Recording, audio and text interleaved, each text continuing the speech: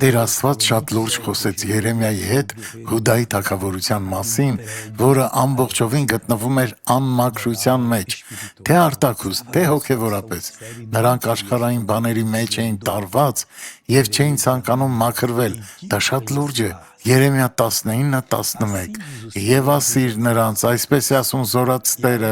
սրապես պիտի կոտրեմ այս ժողովուրդը եւ այս քաղաքը, ինչպես որ մի մարդ կոտրում է բրուտի ամանը,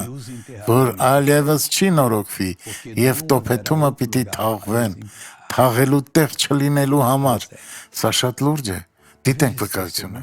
Բժիշկն ասաց, որ մկանային խնդիր ունեմ։ Ստուգել է բժիշկը։ Այո, Ցավեր ունեիք։ այո, ոտքերից մեջ ուժ չէր մնում։ Բայց հիմա արդեն լավ եք։ Խնդրեմ քայլեք մեր միջանցքով, քայլեք եւ թող ձեր հիվանդությունը կատարյալ բժշկվի։ Նայեք բարեկամներ, փառք ես Հիսուս, ժողովուրդն զինվորի պես է քայլում, տեսեք, կարող եք անգամ վազել։ Դուք արդեն նոր մարդ եք, քույրս, բժշկված եք, փառք Աստծուն։